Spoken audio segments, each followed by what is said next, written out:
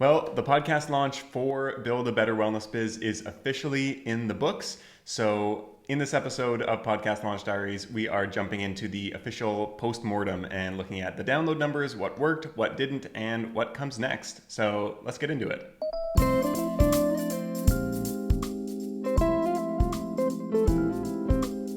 Hey everyone, Jeremy here, and welcome back to the 12th and final episode of Podcast Launch Diaries. Like I mentioned in the intro, the podcast launch is officially over. I'm recording this on Friday. The podcast launched on Tuesday, so it's been live for a few days now.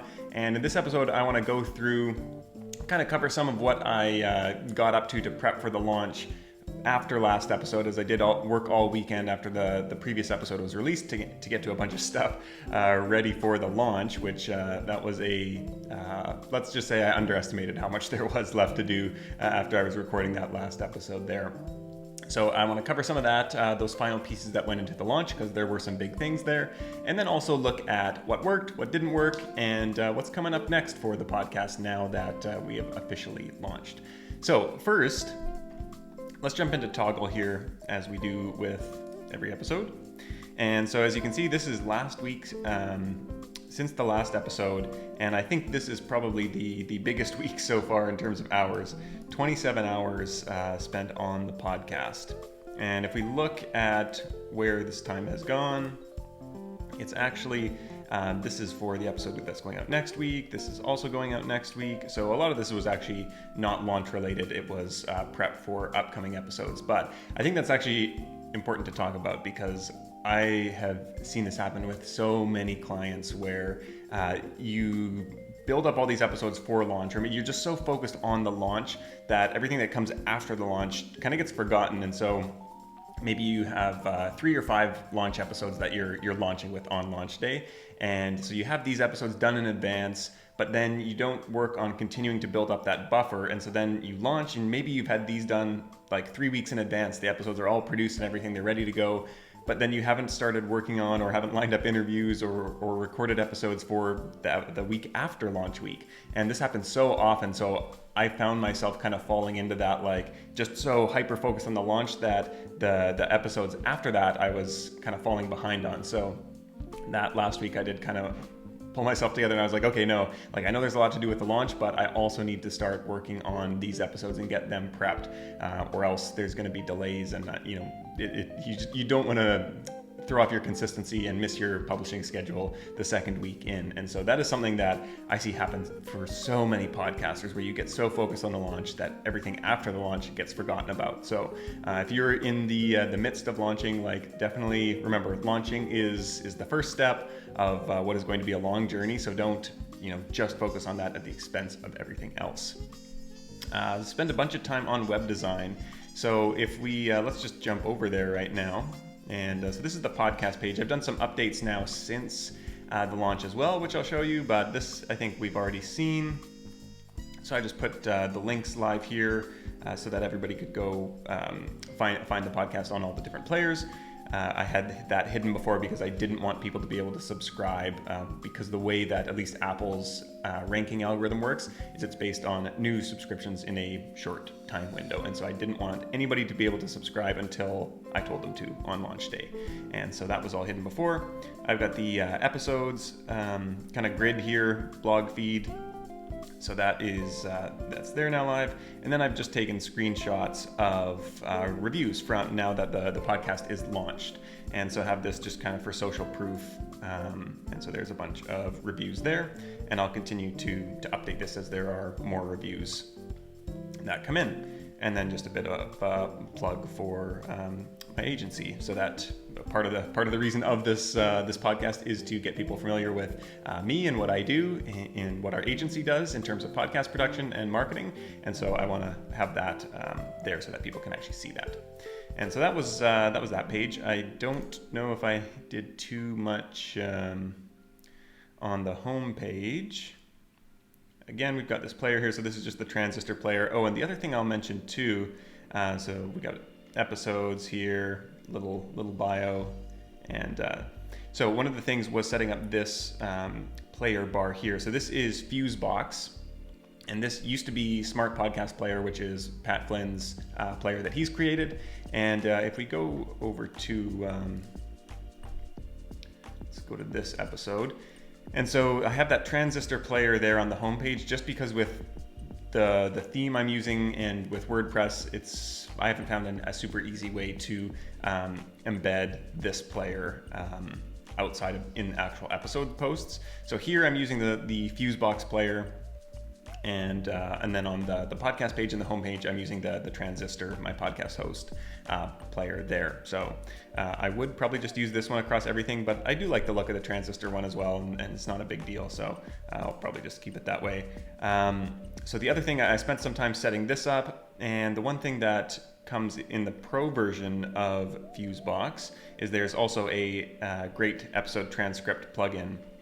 And so this basically, it has the full transcript without being just like this infinite scrolling web page almost. And so you still get all the SEO value, but it's not taking up your full page, and it still looks nice. And so I have that set up there. That took a little bit of time to install in WordPress and everything like that. So that is how the player that I'm using for my website, and I think it's like $8 a month or something like that. I think I did the annual version, and for me mainly it was the transcription option. Actually, I wanted a clean way to post a transcription so that I was getting some of that SEO value, and it wasn't ugly on the website or anything like that.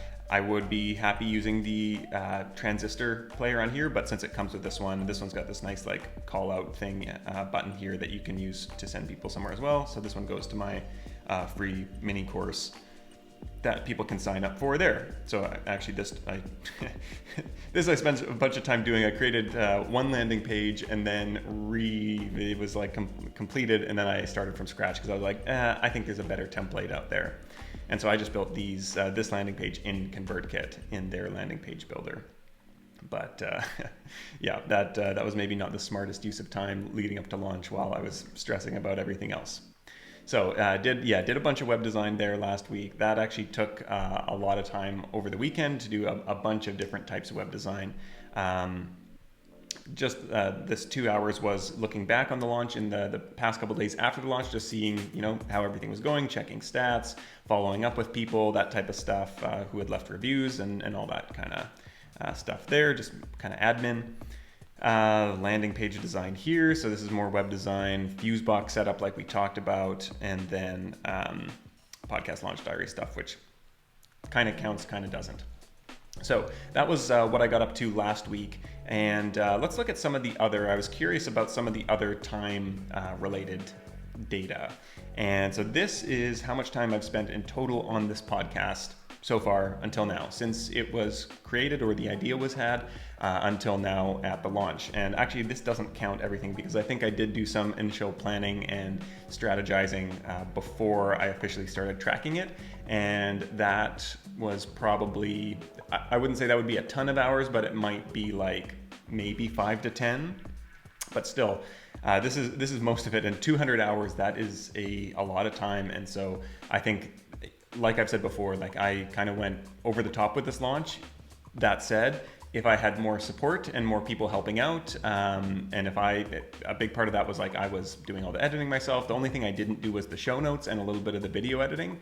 And so if you have a team around you, like there would be more that I would have done and would have loved to be able to prep, that I just didn't get time to. And I really don't know how much impact a lot of that stuff would have had if I'd been able to get to that. One of the things that I think I would have liked to do a lot more podcast guesting leading up to the launch, so that this week and last week and the week before and next week as well, I would have episodes going out on basically podcasts that were appealing to my target audience with this show. So health and wellness, entrepreneurs and professionals. So that is something that I think that's where I would have loved to, if I had more time, do some of that, because I think that would have really helped with the launch and get relevant eyes on it and ears on it around the launch here. But now that's something that I'll just continue to do over the next months and years and so on.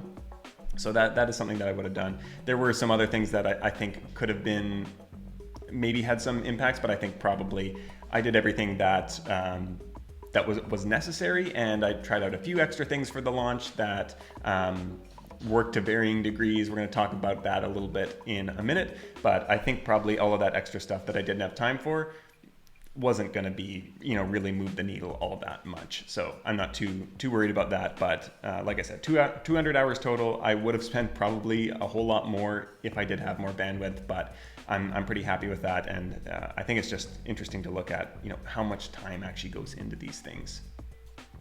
Then the other thing I wanted to show you here was just, this was the first interview episode that start to finish, how much time went into it. And so 15 hours to produce this interview, which is a lot of time. And I don't think I'm sure that I did not count all of the interview prep and research time. A lot of my research is, I'll just go for a walk and listen to the podcast and stuff like that. And I probably listened to 5 different episodes that he was on. And so that's probably another like 3 hours at least of research there. And so that did not get tallied, as I wasn't at my computer tallying that. So it's probably as closer to 20 hours of total time that goes into prepping this episode. And so hopefully that comes down. This was the first one. There was a lot more back and forth and trial and error and things like that, figuring things out for the first episode. I'm hoping that comes down for future episodes, but at the same time, like I've mentioned in the past, I would also actually like to do more research, because I do want to make a really strong impression with the guests, and I do want to have really great interviews, and that's something that people have been commenting on in their reviews and in just reaching out to me and saying like, wow, these are like really great interviews, and I thought you did a really good job. So I definitely want to maintain that or improve that even. So let's jump over to Asana and look at some of my goals from last week. All right, so if we're looking at my goals, these are basically all the things that got pushed from week to week to week over the past maybe 4 or 5 weeks that I never got to. And then in the 4 days leading up to the launch, between the last episode when I made all these goals and the launch, they all got crammed into there. So set up and improve show notes, that got done. We kind of looked at the show notes page, and that involved setting up the Fusebox player, the transcripts, all that kind of stuff, and figuring out the formatting there.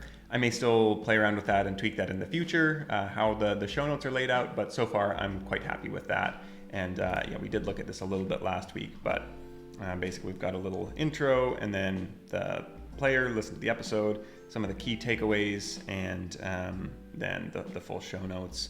I liked this in WordPress. This was actually easier. Oh, and I noticed a little missing, that is not bold. Have to fix that. But these little call outs for little ads, I hadn't done this before with any clients or on my own website for anything, but I really like this, and it's actually really easy to do in WordPress in the normal backend editor. And so that's, I think, really cool. So this is just an ad kind of for my newsletter. And then I've got another one down here for people to record a voice clip that can be played on the episode. So I thought those were pretty cool. They really stand out. And then we've got the quotes kind of in this episode, links and resources, all that kind of stuff. So I feel like there's still some stuff that can be cleaned up. The spacing, I'd like to have a little more room to breathe maybe. So I'll look into that and then hone and tweak things over time. But the show notes, I'm really happy with how those are laid out. And we'll see how those go going forward. So I did finish the next guest edit for next week. We kind of talked about that, of not getting so focused on the launch that everything else gets forgotten about, as well as recording and editing the next solo episode. Lead magnet mini course. So this took a while. And so this was, this was the one that I was talking about last week, where I actually needed to re-record the whole thing. And that did, it took a lot of takes and a lot of edits. I was a little sad that the first one, when I first recorded this mini course, it went super smoothly and it was done within an hour. And this one probably took 3 hours to do. I didn't have the information quite as present in my memory as when I first created. I had like typed out the whole course and made all the slides and everything, so it was fresh in my mind, then recorded through it. Here it's been a month since I did that or more. And so, it was not quite as present in my memory. It took a lot more takes and a lot more editing. So that did get done, and then I ended up setting that up as I wasn't quite sure how I was going to deliver it. At first, I was going to deliver it on the course hosting platform MemberVault that I use, but then I wasn't as excited about that, so I actually changed it into an email course, and so it gets dripped out over 5 days basically. And so the videos are hosted on Vimeo, and in each email there's a link to the video where people can watch it then, a private link. And so that's how that course is being delivered. And I kind of like that just because I thought that was more with the if I had it on my course hosting platform, then people like get one email, and I could still send daily emails, but there's no option to deliver the lessons day by day. And I thought, well, it's probably better for engagement if every day they're getting a new one and there's a bit of tension kind of pulling them through the process, rather than getting everything at once and then like not going through it at all, because we've all been there. And so I think that this was just a little bit more like engagement and interaction, hopefully, as people go through the course. So we'll see how that goes. Not that many people have signed up for it yet, but that's going to be my ongoing lead magnet. And I think it's a really fantastic lead magnet. I think people can get a ton of results from going through that and really grow their audience. So I am excited about that. Set up the landing page for the secondary lead magnet. I did mention there was another lead magnet, a workshop that I'd be doing. So I did get the landing page set up for that. Create the contest walkthrough. So yeah, let's look at this. And so this is something that I always recommend doing, is if you are doing a contest of something like that, creating a specific web page telling people how to enter, what the prize is, what the dates are, all that kind of stuff. And so this is the page that I came up with here. So the podcast launch contest, a little bit of information here, and then here's the prize. And so it's lifetime access to podcast PR mastery. So this is basically the full version of that mini course that I mentioned was the lead magnet. This is the more in-depth version, and with a lot more templates and resources and tools and all those types of things that aren't included in the free course, as well as some additional lessons. And so this is the prize here: lifetime access and a 30-minute consulting call with me to help people get clear. So pretty great value, and I am giving away 3 of these. If you're watching this now and want to enter this, this is the page to go to, betterwellness.biz/podcast-launch-contest. And this is still open until, Tuesday the 22nd is when the contest is still open to be entered. And so we've got the prize there, and then we've got all the steps how to enter. So listen to the teaser episode, subscribe on Apple Podcasts, leave an honest rating or review, take a screenshot of the review, and send it to me. And so that's usually the process that I recommend people use for creating a contest like this. And so then this video just actually walks through each of those steps visually so that people can see how to do it and be walked through step by step. So that's there as well. And then contest dates, here people can listen to the podcast right there. And here, because I do want them to only subscribe in Apple Podcasts, then I have just Apple Podcasts here. And then email for questions. So pretty basic page here, but with all the information. And so yeah, that was something that took a little bit of time to create, but I'm happy to have that. It feels a bit, it's like this contest will be live for 2 weeks and then it'll never be used again. So I didn't want to spend too much time building that web page, but I did want it to be clear and informative and look good and on brand as well. So I did spend a little bit of time creating that, and especially the video as well.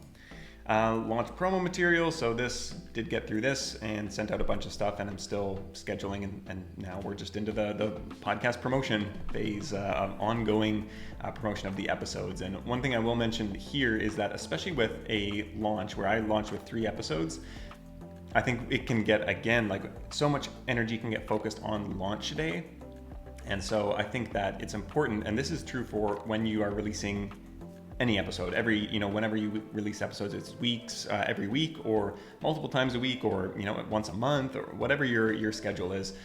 Oftentimes we promote just on the release day, and then we don't promote at all during the rest of the week. And so I think that it's important to remember that probably if you're promoting on one day a week, and if you're sending out one just blast of content, a whole lot of people are offline at that time and don't see that at all, or it just doesn't show up in their feeds. So I think a lot of times I would recommend just putting out that same content and continuing to post that throughout the week, whether it's a launch or just normal episode release, like just continuing to promote your episodes every single day pretty much, and have something going out.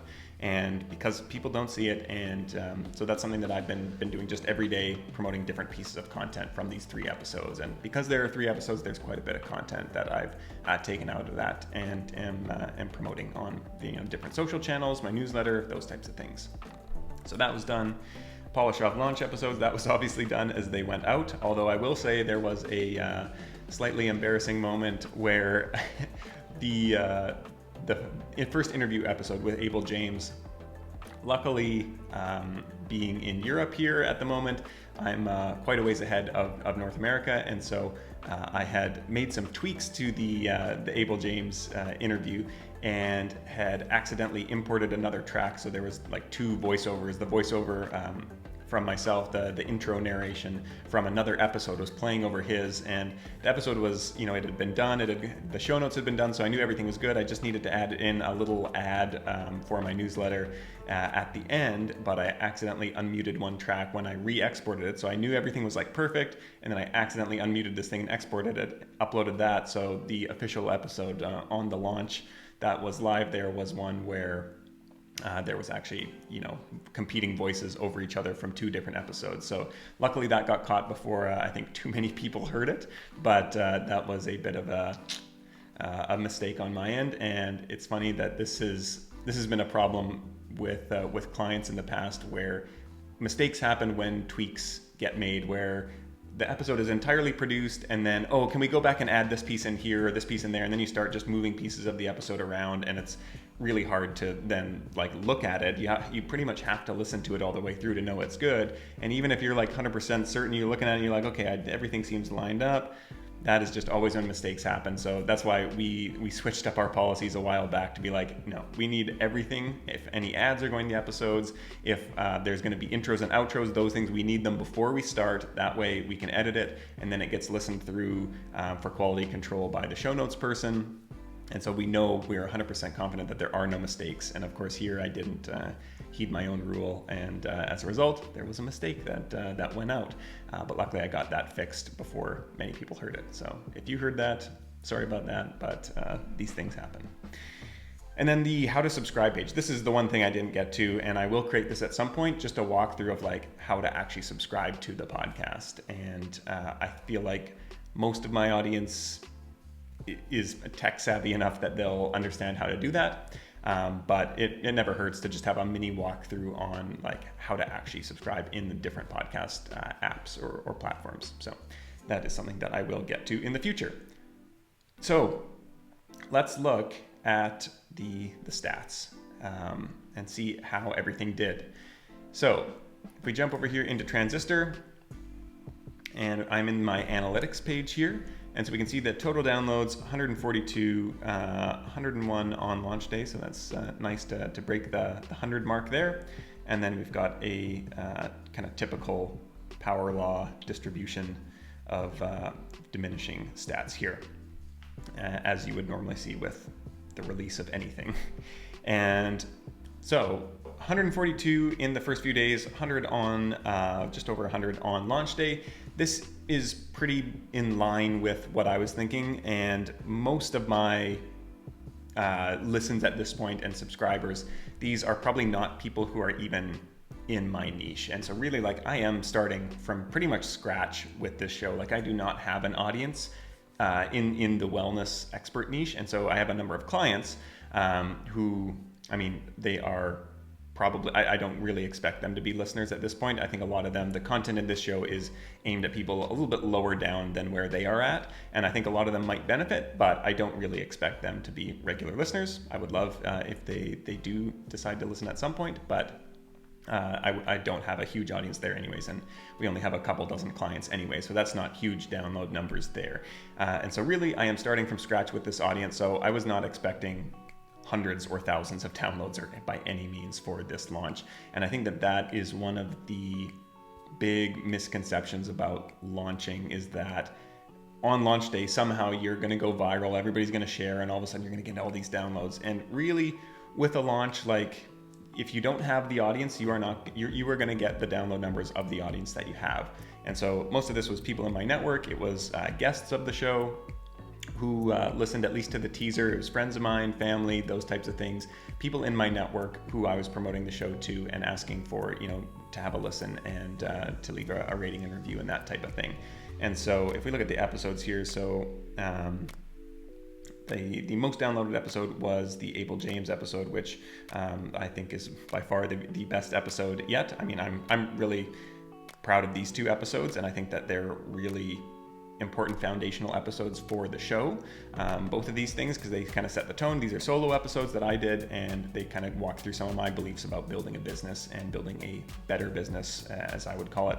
And I have got some good feedback on those, but I had a lot more promo material for Abel James episode. I kind of talked it up a lot, and he's a fascinating guy who I think, it would be hard to have a bad interview with him, because he can take any question and go deep and interesting with it. So I had talked that episode up a lot to people, and it is an interesting topic as well, how technology is shaping wellness businesses and all businesses really. So that is the most downloaded episode there. And those are the download numbers, 142. So that is entirely what I expected. I don't know that I had any hopes or goals attached to download numbers. I was had goals around reviews and ratings, and that's because that's a little bit more, I don't want to say that's more in my control than downloads, because they are very similar, but that was in order to hopefully rank in the charts and things like that. That is really related to subscriptions, and I knew that just by doing one-to-one outreach to people that I could get a number of those. So my goal for the ratings and reviews is 100. And if we jump over to Chartable, let's see here. So far I have 30 ratings and reviews. So my goal by that contest that I mentioned before, the whole goal of that is to get ratings and reviews. And so, and subscriptions, I should say, actually, but I do want to get 100 ratings and reviews within the next 2 weeks. So that is the goal. So I'm going to continue to push that contest, continue to reach out to people and ask if they could leave a rating and review. And so what I did for that to get these 30, and like I mentioned, I don't have an audience in this space already, but I did just do one-on-one outreach through email, through Facebook Messenger. I sent out, I think, 100 personal notes to people saying just like, hey, my new show was launched. Like, it would really mean a lot if you could, take 3 minutes, listen to the teaser, and leave a rating and review. And I'm pretty sure that there are actually more ratings that haven't been registered yet, because I think about 45 people by my count told me that they had rated and reviewed it. Some of them may have not done that in Apple Podcasts or iTunes. They might have done it on some other app. So it's possible that these are all the reviews that are there right now, or that people have left in Apple Podcasts. But I feel like there may be some more that will still show up. Speaking of the topic of ratings and reviews, this is one of the big frustrations that I've had clients feel this as well, and I experienced it this time as well, where the ratings and reviews, sometimes they show up within a couple hours. For me, it took 2 full days for any of the ratings and reviews to show up, and so that was a bit frustrating, like knowing that people are leaving ratings and reviews but just not seeing it register in Apple Podcasts. And so like tracking the launch and seeing like, okay, well, like these many people have done it, when are these going to show up? And it took 2 full days. It wasn't until Thursday that they showed up. I had launched on Tuesday, so that was frustrating. Also, I have had some clients where on launch day in Chartable and on the Apple charts, you've been able to see like the podcast on the charts, and for me that did not it didn't register until again Thursday. So I'm not sure if that was an issue on Apple's back end, or if that's, I don't really know. That I've seen it happen both ways for client launches, where sometimes it's like very instantaneous and like in real time, and sometimes the subscriptions and the ratings and reviews and those types of things don't seem to register. Speaking of the charts, actually this is not where I'm going. Let's look at the charts here. So basically, like I've mentioned, the way that the charts work is based on new subscribers in a rolling 7-day window, basically, but it's weighted heavily to the most recent days. So like today or yesterday, and then like the days are ranked less or weighted less, the number of reviews as you go backward. And so what's really interesting here in Peru, like here I'm at number 24, was at number 21 in entrepreneurship. And so in less competitive markets, it's really easy to rank really high. So I think I have one friend in Peru, and I know that she subscribed and left a rating and review. And so just one subscription got me all the way up to number 20 in the entrepreneurship category in Peru. So like if you are living outside the US, you can really dominate your category in your country at least. So you don't need that many reviews. I did not hit any of the charts in the US, which was a bit disappointing. And looking back, I did in Canada, and so my show is registered in Canada. I have an Apple iTunes Canada account. That doesn't really matter for the rankings, but what I realized is I knew that I could get a number of subscriptions, and I was hoping to get like 50 subscriptions on launch day. And I think I did get probably around that based on just like I mentioned, like the 45 kind of people who'd mentioned that they had subscribed.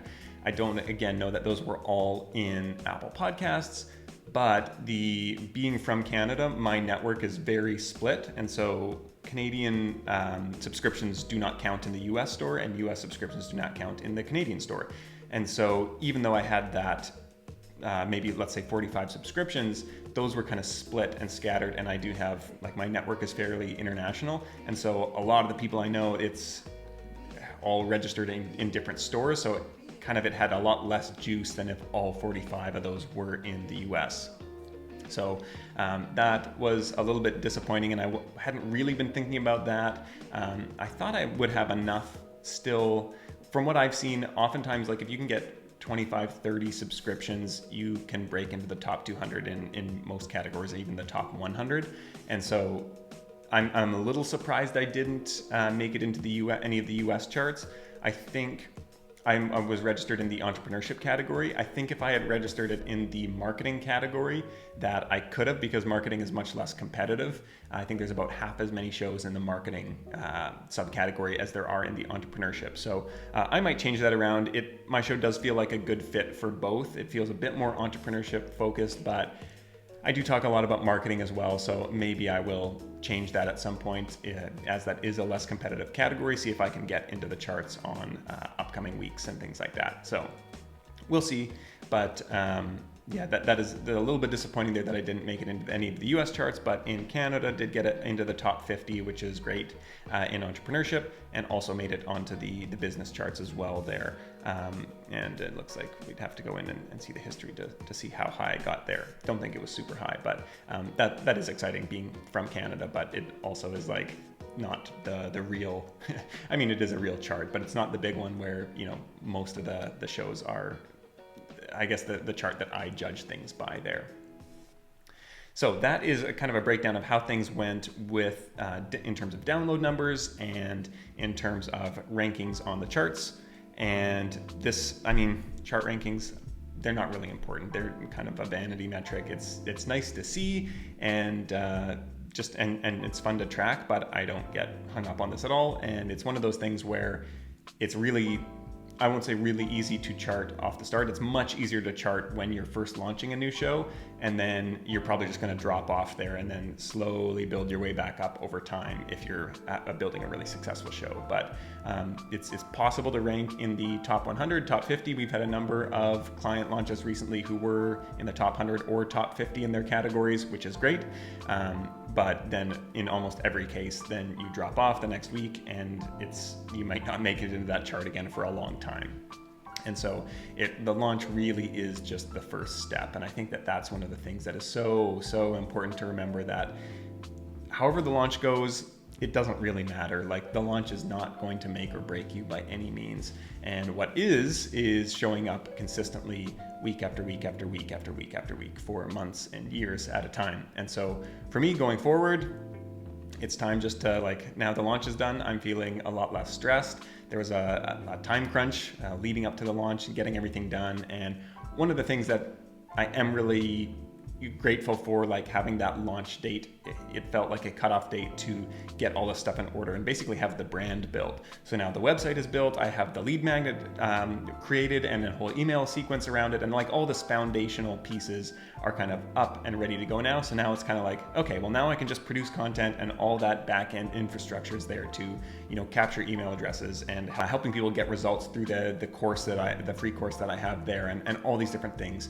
to help kind of nurture people and help them get to know me better. So now it feels like, okay, we've got the groundwork laid, and it's just time to continue to put out content and continue to create great episodes. So that I'm excited to just continue to interview more people, create new solo episodes as well, and keep creating this podcast. So that's really the next step from here, is just keeping my head down and doing the work and producing the podcast every week. And at this point, I'm going to be doing 2 episodes a week for, it seems like, at least the next month. I might slow that down and not do a solo episode every week after that. But we'll see. Right now, it feels like that is manageable and fun, and I have a lot of episodes that I do want to share, solo episodes that are already mapped out. So I'll be doing those and the interviews, and yeah, it's now it feels like the pressure's off, and it can kind of just be fun, and can experiment with things and look at different ways of creating promotional content and structuring interviews and editing the episodes and all those types of things. So there'll be a lot of tweaking going forward still, probably on a weekly basis into eternity. And I think that is something that is really important, that not thinking that, okay, well, the podcast is out now, so now this is the final format of everything. I would highly encourage you to always be tweaking something. Like every single episode, like, is there something I can do differently that might work better? And sometimes it might work worse, but you are not going to find those things that actually improve your show, whether that is in the actual podcast or in the marketing and promotion of it or on your website or any of those things, unless you're actually experimenting with it. So always having a list of things to try and fiddle around with and tweak is really important going forward. So to kind of wrap up, I just want to, at the end here, talk a little bit about some of the things that worked with the launch and some of the things that did not work so well, and some of the things that I've taken away. So the number one thing that really did work was that one-to-one personal outreach. And these are people who, like I said, family, friends, network, not people who are necessarily within my community or within my target audience. And that's, okay, what really I was looking for is subscriptions and ratings and reviews and all those types of things. And one of the things that I realized is that, yeah, probably a lot of those people, they're not going to be long-term listeners, and I don't expect them to be. But if I can just get them to listen to the teaser, that is going to, then they're going to know what the show is about, and they're going to hear that it's well produced and that it is engaging and that the information, sounds interesting. And so they're going to have an idea of what the show's about. So if any of them meet people, if I get 50 people who've all listened to the teaser, even if they're not in my target audience, now they have that in their mind. They're like, oh yeah, Jeremy does that show about building a better wellness biz. And so if they run into anyone in their circles who is a health and wellness expert or entrepreneur or business owner, they're now going to have that in their mind and be able to spread the word for me, because it is very targeted and very specific about who it's for. And so I was thinking, like, yeah, okay, it's kind of feels like a waste to do that much promotion to people who aren't going to listen to the show. But really, like, if they have a clear picture of what the show is now and they meet people who are going to be a good fit, who are in that audience, they're going to be excited to share that. And humans, we all like being helpful, at least most of us. And so we do want to make recommendations when there's something that we found that somebody else might benefit from. We want to share that. And so I think that there actually is a lot of value in promoting what you're doing to your kind of personal network that might not be your target audience. And the other cool thing about that was I just had a ton of great conversations with people who I hadn't talked to maybe in a few weeks or months. As I was reaching out and saying, like, hey, I'm doing this thing, just launched today. It would mean a lot if you could, take 3 minutes and, like I said, listen to the teaser and leave a rating and review and subscribe. So I had some really great conversations on launch day with people who I hadn't connected with in a while. So that was something that I highly recommend. I feel like this really makes or breaks launches when it comes to getting that initial foundation of subscriptions, ratings, reviews, all those types of things, which add to the social proof going forward. So personal outreach, I spent a lot of time doing that, probably a few hours on launch day, maybe 3 or 4 hours just having conversations with people, reaching out, all that type of stuff. And so that's something that any of us can do. We all have probably 50 people on our Facebook friends list that we could message and say, hey, I know you're not going to love this show, but it would mean a lot if you could do this for me. So that is something that definitely worked. One of the other things that I do want to mention that worked really well, not so much with the launch, but with the production here, was just landing some big name guests before I had any backing. I don't have an audience in this space. I don't have an email list of this audience. And so being able to land those guests without any of that, I think is something that a lot of people always ask about. Like, should I wait to reach out to big guests until I have, the show's been going for a while and I know what I'm doing? I think that kind of depends. I think if you don't know what you're doing as an interviewer and you're not clear about the direction of the show, maybe I would wait. But if you're pretty confident in that you're going to deliver a good interview and that your listeners are going to get value out of having that guest on, I would reach out early. And I think one of the things that I realized is that the packaging really matters. So I had a pretty slick sign-up process and like a web page that I sent them to that had the information about the show, and like the email was well written and concise. And so I think all of these little signals reinforce that, like, okay, this guy knows what he's doing. Even though the show hasn't launched yet, it feels like it's going to be valuable and not a waste of my time. Basically, it's not somebody who's just launching a podcast for the first time who doesn't really know what they're doing. And so I think having a lot of those back-end pieces feel polished, and being confident in the way that you reach out and being clear on like what the topic is going to be about. All of those send signals that are going to tell guests like, okay, this is going to be worth my time. And yeah, maybe the show's just launching. Maybe it's not going to get a ton of downloads right off the bat, but over time, people are still going to be coming back and listening to that. And so that's going to benefit them. And if you know what you're doing when it comes to promoting a show and creating a show, they're going to get that benefit over time. In terms of what didn't work so well, so the contest is one that has not gained nearly as much traction as I kind of hoped it would. And this is something that I found often happens with contests, is that we can put together like a prize pack that sounds really great. And it comes back to, if you don't already have an audience, the contest probably isn't going to do that well. We think like, well, I put together this, like, mine's worth like $450. Like, who wouldn't want that? And typically, like, you really need to heavily promote contests. I think people are fairly skeptical of like free stuff being given away. And so a lot of times, like, promoting a contest, giving away free stuff, you actually need to promote the hell out of that, which is a bit frustrating. And we want to think that, like, okay, well, if we can just put together a good enough prize pack, it's just going to go, bonkers. And like, everybody's going to be sharing about this and everybody's going to want a piece of it. And I have almost never found that to be the case. So that is something that I was initially going to really limit the time period to be only open for a week. I'm glad that I have set it to be a 2-week long window for the contest being open, because now I'm going to promote that throughout the next week and a half still, so that I can hopefully continue to get those ratings and reviews. But to this point, the contest has not worked that well. I've got a handful of entries. I was hoping I might get like 50 people who had signed up, and it's probably like 5 to 10 at this point. So I'm going to continue to promote that and push that out there. But that's something that, hasn't worked so well as I'd hoped yet. We'll see how it works over the next couple weeks. And then the other thing is the mini course lead magnet as well. That was something that I had hoped more people would go into right off the start. But again, I don't have a huge audience of people who are actually in the target audience for the show. So it kind of makes sense that not a lot of people are going through that lead magnet and signing up for that yet. But like I mentioned, I'm kind of really glad that the foundation is now laid. That mini course is just ready for people to go through. All the automations are set up. And so that is really great that it's there. It's just, when you create anything, you want people to benefit from it immediately and have people go through that. And that is seeming like it's going to be a slower burn there.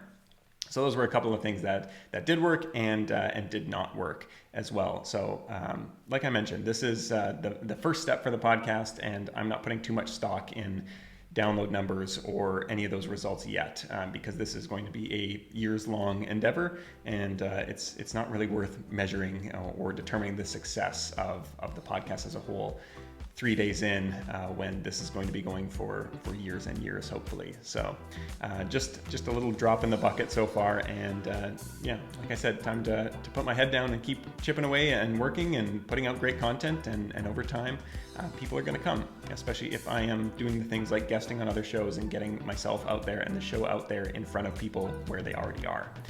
So that, I think, is it for this episode of Podcast Launch Diaries. and this entire series, this 12 episode series documenting the launch of Build a Better Wellness Biz. I am going to be writing a mega blog post, I think, on some of the lessons and what I did, breaking down what I did for the launch. And so that'll be a kind of written version of this, as well as you'll probably write that in a few weeks. So after kind of things have settled a bit, and I'll be able to look at, okay, like let's assess actually what I did, what should I have done, what didn't work well, what did work well, with a bit more benefit of hindsight a few weeks from now. So you can look for that coming out in the next month, hopefully. And this has been an absolute pleasure to spend this time with you every week over the past 12 weeks and taking a bit of a closer look at how I launch a podcast for myself too, and then just having a reason to like really think through all the steps. So I hope that you have benefited from this, and I hope that you've taken something away that will either help you launch your own show or produce your existing show better. And if so, let me know, leave me a comment in this video or send me an email to jeremy@counterweightcreative.co. And I'd love to hear if there's anything that you've taken away from these podcast launch diaries and applied to your show, as well as if you have any questions or comments or anything like that. I would love to hear them. All right, that is it. This has been a pleasure. Reach out. Please don't hesitate to get in touch, and I will talk to you real soon. Bye.